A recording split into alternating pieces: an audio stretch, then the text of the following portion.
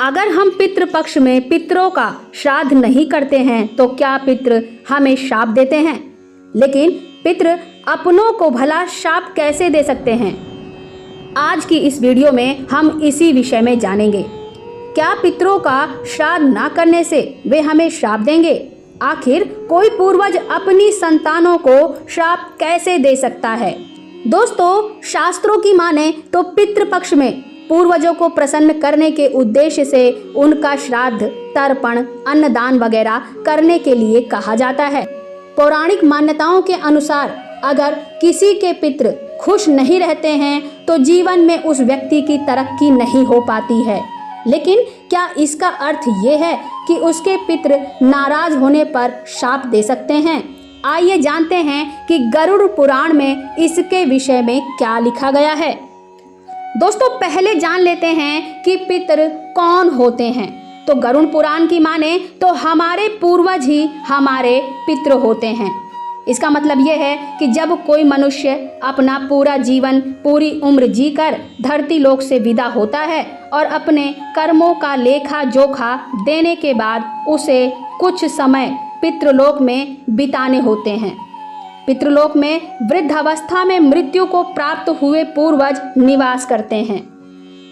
पितृलोक के देवता आर्यमा हैं, जो पितृलोक के राजा या प्रधान माने जाते हैं। वहीं यमराज को पितृलोक का न्यायाधीश माना जाता है। पितरों को दो श्रेणियों में रखा जाता है, एक दिव्य पितृ और दूसरे मनुष्य पितर।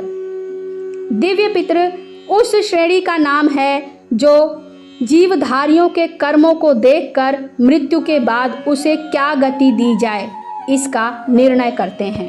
पितरों का निवास चंद्रमा के ऊर्ध्व भाग में माना गया है। मृत्यु के बाद आत्माएं 1 वर्ष से 100 वर्ष तक पितृलोक में रहती हैं। पितृलोक के श्रेष्ठ पितरों को न्यायदात्री समिति का सदस्य माना जाता है।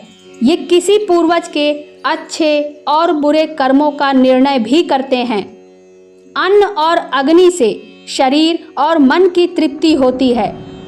गरुड़ पुराण की माने तो जिस प्रकार धरती पर किसी विभाग को चलाने की व्यवस्था होती है, उसी तरह पितृलोक को भी चलाने की एक व्यवस्था बनाई गई है।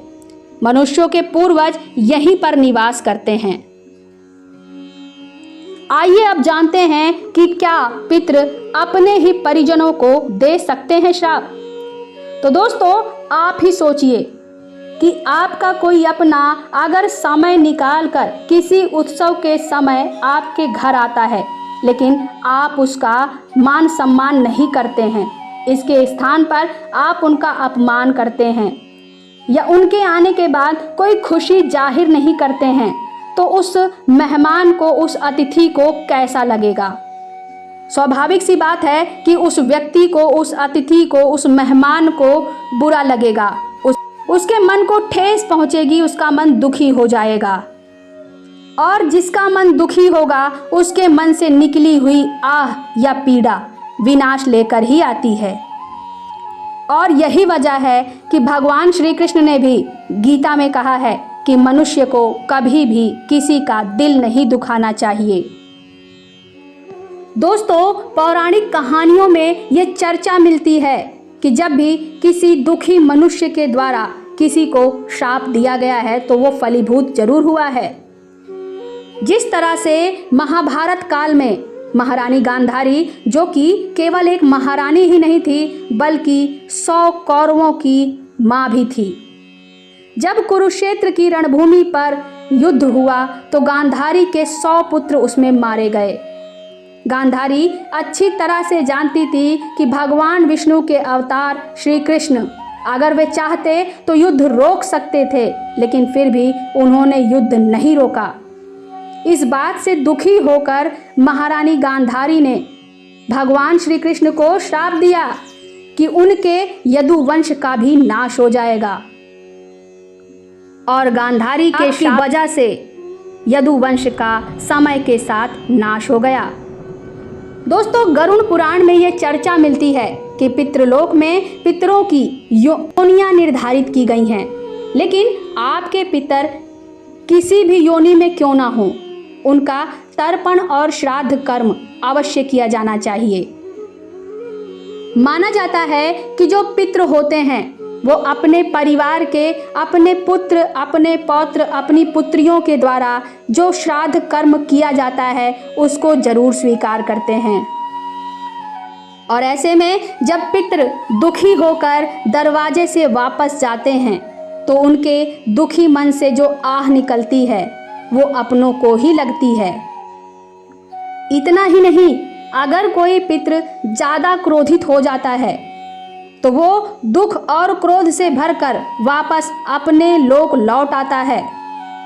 इसी कारण से पितृपक्ष में पितरों का तर्पण बहुत आवश्यक है।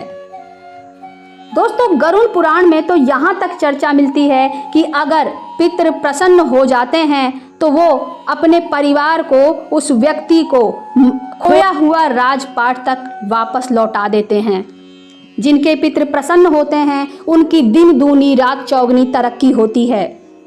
वैसे भी अपने बड़े बुजुर्गों के आशीर्वाद से तो व्यक्ति वो भी हासिल कर सकता है जो उसकी किस्मत में भी ना हो।